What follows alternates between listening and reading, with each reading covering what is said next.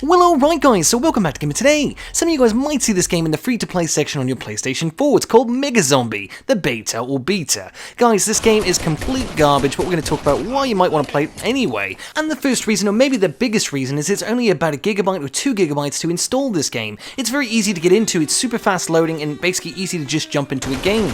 But, once you do jump into a game, are you going to enjoy it? Yeah, it depends. Okay, this game's a bit of a toss-up, okay? This company has made a lot of trash titles, at least on the PlayStation 4.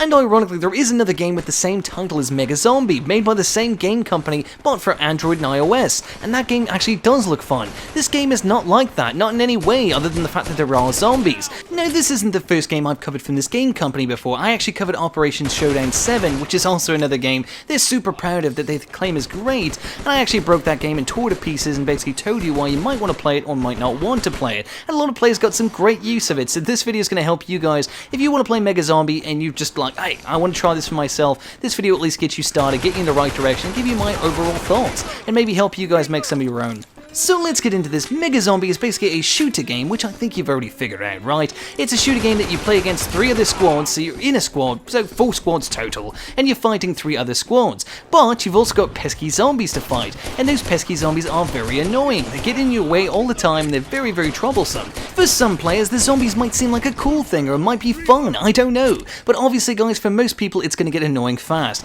If you're in the middle of a fight with another player, and you're basically getting mauled by zombies at the same time as they're getting mauled by zombies, and you're shooting at each other and jumping in between, it's fun for a while, but it gets really annoying fast. And a lot of you guys are going to get really frustrated and probably just leave the game. I don't blame you. That is one thing about this game that makes no sense. The zombies will also spawn and respawn again, right on top of you sometimes. It doesn't happen all the time, but when it does happen, it's really frustrating. The less players in the game, it will happen all the time. So for instance, if you jump into a game with just one other player and you're just waiting for the lobby to fill up so you're playing, because the game will start with one other player against you, so that you just have 2 people in the game, right? And you'll have a maul basically of zombies. Like, zombies will not stop mauling you guys. It's impossible to get a good game out of that. And if more people don't join fast enough, you'll just be annoyed and everyone will leave the game. That brings me to another point. If you're only playing a game with a few players, or if you're not playing with a whole bunch of full squads, essentially you're going to have a hard time finding other players. The maps are very large. They're huge maps, which is kind of weird because the game doesn't really make sense. It doesn't need a huge map. It just really just gets in the way. I mean, your character can run fast and your stamina lasts a while, so I guess you can traverse it,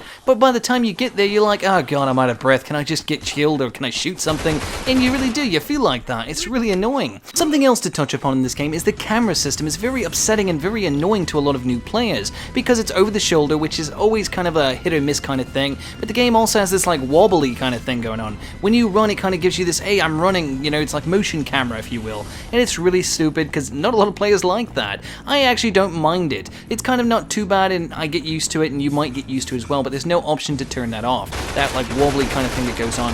The guns in this game really don't feel that great, and honestly it takes a lot of bullets to kill enemies. And also sometimes you get a headshot when you're not even shooting at their head. I don't understand that at all. You might shoot the person's foot and all of a sudden you got a headshot. It doesn't happen all the time, but when it does happen it's really strange. It goes, okay, I don't really feel rewarded because that didn't make any sense. Obviously his foot's not in his head. Would it bounce off his foot and go to his head? I don't know. But guys, that did happen in one of my games. I just totally threw me off, okay? So another thing about this is it takes a lot of bullets to take enemies down, including the zombies. The zombies are much easier to take down than an actual player. However, the players are really annoying to take down because it feels like you have to put a lot of effort into it. Now, another thing is when you're in close range, guns seem to act differently. When you're in long range, they seem to act differently, which is good. That's what they should do, right? But I could be right next to someone shooting them in the back of the head, and most of the time it won't kill them in time. Other times, I'll shoot them one time, they'll go down. I'll use a pistol, shoot them right in the back of the head, they go down. Other times, I'll shoot, it misses because they've stunned and gone behind me. There's glitches like that all the time. Not just once in a while, we're talking almost every single game you're in, you'll probably have that glitch 3 to 4 times a game at least, where you think you should have had the kill and all of a sudden the player's behind you, to the side of you, the right of you, and it's not my network, it's not my connection speed or anything like that. I have very fast streaming speeds, etc. I'm pretty much up to date. Not the fastest out there, but I'm quite close to it. But before we talk about the best part about the guns and the best part of this game in general, let's talk about those melee weapons. They sure look cool, don't they? By the time you actually pull the melee weapon out, you've been shot by another player or already killed by a zombie. That's how bad these melee weapons are. And if you do find a way to basically sneak up behind an enemy and just smack them aside the head, you have to do it about 3 times with every single melee weapon. Seems kind of pointless, right? There's no way to actually improve it either, and all of them seem to do much of the same thing. Whether you get the paid ones, etc., it doesn't make a difference. But let's talk about those guns again, because those guns are really what the game's about, isn't it?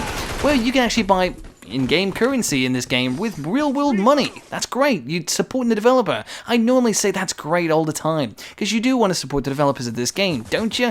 Maybe not so much after you hear this. You can get basically one-hit kill bullets for zombies and players by spending in-game currency or real-world money to buy this stuff. Players who don't have that have a huge disadvantage, don't you think? They have to shoot you about 5 times unless they get a headshot and get lucky, or a very close range and just, like I said, get lucky, because that's what this game's about. Luck. Every time you shoot someone, yeah, all they have to do is shoot you once, clip you anywhere, and you are dead. Or a zombie, same thing. Not the boss zombies, they don't have that advantage, right? The boss zombies, we haven't talked about that. There's one boss zombie in this game, and it's a gigantic, basically, zombie. Not too big, but, you know, big zombie.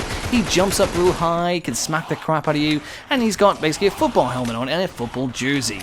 Yeah, he's basically a football player who just basically got zombified, I guess. It doesn't really make any sense. It's funny, okay, I like it. But it's the only boss in the game at this time, and it just seems kind of boring. When the boss comes down, I just don't get nervous. I used to think, oh my god, boss is coming. Reminded me of the days for Left 4 Dead and this stuff. I'm like, oh my god, the boss is here now. What do I do now? Nothing like that. It's more like just avoid him, run away from him, shoot other players. He'll just go after the closest player or whoever shot him last. So don't shoot him, don't play around him, and you're good to go, friends. That's all there is to it. There's also the apocalypse stage. There's different waves and stuff that come in this game. The apocalypse stage is just more zombies spawning on the map. It's really nothing special because zombies are already spawning at all times during the game anyway, so it's almost not pointful to mention. Guys, that's really all there is to this game. The customization is good, the levels and the maps are very good, the variety is interesting. I'm not going to say customization all that is bad, and I'm not going to say the levels are bad. I will say one level is bad in particular, and that one is basically the, I don't know, cornfield level or the wheat field level. I don't know what it is, you're going through plants or something, I don't know what it is, but whatever level that is, it sucks because you have no visibility, and that's unacceptable. I can't see a player in front of me even when I'm 2 feet from him. Can't see a zombie, I just have to use my ears. And maybe some people like that, and it was probably the creepiest level in this game for me, because the zombies pop out of nowhere, and I get really annoyed when they jump on me. I hate that. Anyways, guys, so yeah, this game is what it is. It's instant play. You get into it immediately, you press the button, it loads up real fast. It's probably the fastest loading game on my PlayStation right now. I get into this game almost instantly. Same with Operation Showdown 7. I find it funny that these two games like load in almost immediately. So like, even if you're not using like an SSD in your PlayStation, etc., you're just using the basic console like I am, got a PS4 Pro, it'll load like constantly, instantly. It's crazy. I know that sounds dumb, constantly, instantly. Just immediately, you press the button, it's already on. It's like PS5 all of a sudden.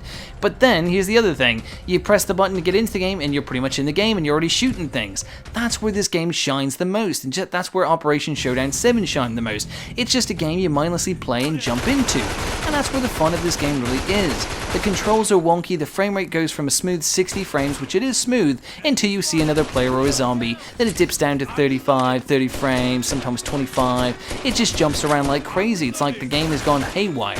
Every time you're in a fight with multiple things, you've gone basically downhill from 60 to who knows what the game feels like giving you at the moment.